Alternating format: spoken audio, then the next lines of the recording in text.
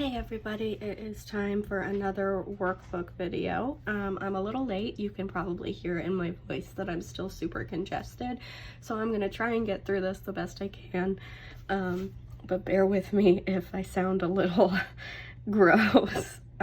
Okay, so we've got the workbook open in Procreate. You can do this on paper if you want to as well, and I'm using the Studio pen at about a 4% level, and I'm just using green because we're doing leaves today. So this is the leaf design that we're going to be working on, and the really cool thing about this one is you can make so many different branches with the same exact technique, and they can look different every single time just by varying a few of your lines.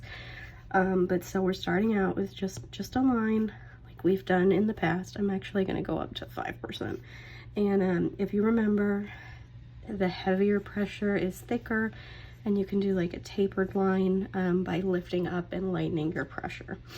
And then one of the most important shapes for this one is a leaf shape. So we're going to do a curved line up and then repeat that, a curved line back down, connecting the points. So it's really easy. You just do an arc up and an arc down, and you can exaggerate it as much or as little as you want. You just have to make sure that those points connect to give you your full leaf shape. So again, we start with just a stem, and you can do your leaf directly on the stem, or you can have a little offshoot and then do your leaf. And that's what we've done in this one here. So that's what I'm going to do for the rest of these, but you don't have to do those other branches if you don't want to. You could still do it connected, and it would just be a different look versus the individual offshoots. So it all depends on what style you like, but basically you just repeat your branch and your leaf over and over until you have what you're looking for. So I am going to trace on here just to show you.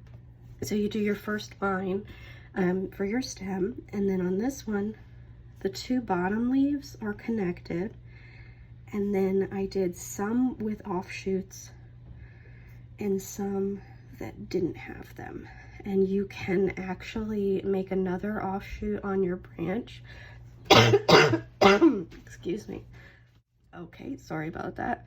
And have more branches come off. So you know how on trees and flowers, the stems can break apart and form new growths.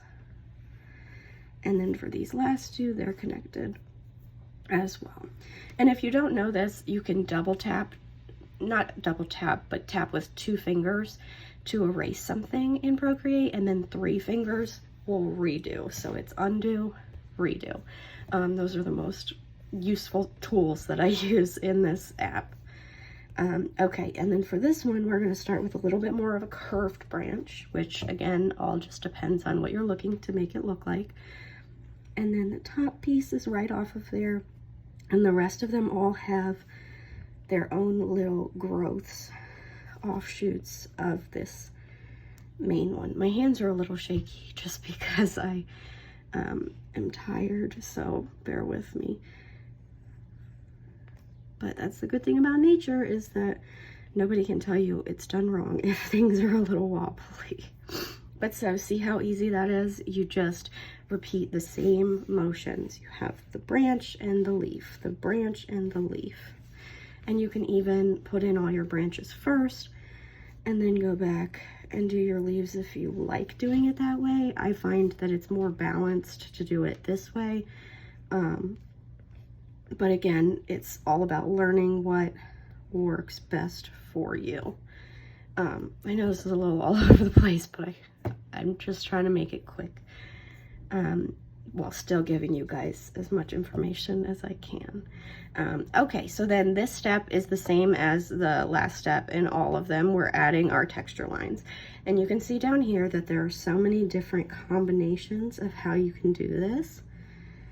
So my favorite thing to do is to always have at least one line coming from each side, so from these corner pieces, and then in this one you just have a little other decorative line kind of floating in the middle, here we've got 2 coming from the bottom, 1 on the top, and then a side one.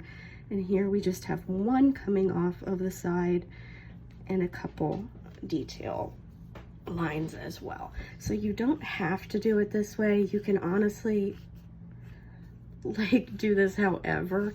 It all just depends. I like to mix and match and vary them so that each one looks a little bit different while still being a cohesive design. And if you don't like this style, you can do all sorts of other styles too. So you can just do a single line. You can do a line with veins on it, and doing different leaf styles, even if you're doing the same base shape, will make your flowers more varied and will give you a little bit of, not spice, but like you'll be able to mix it up a little bit. You can even do like crazy things, you know, as long as it kind of flows with the shape. Nature is all about fractals and different styles, and every flower and petal and leaf that you look at is different, so just play around with it and find what you like best. You can hear my Roomba going and my dog is terrified of it, so just getting a good laugh out of that. Okay, so we're gonna put it all together. You can also see what I did by accident here is I carried the line of the stem into my leaf, and you can totally do that as well too if you want that to be like the start of your design. Riley, you're okay. Ruby can't get you.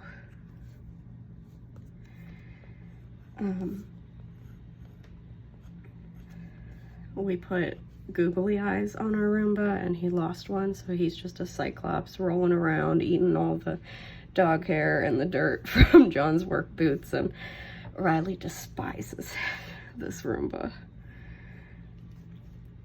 but I think it's pretty nifty. All right, so we're on our last one here, and I'm not tracing this one, I'm just kind of going similar to what is on there.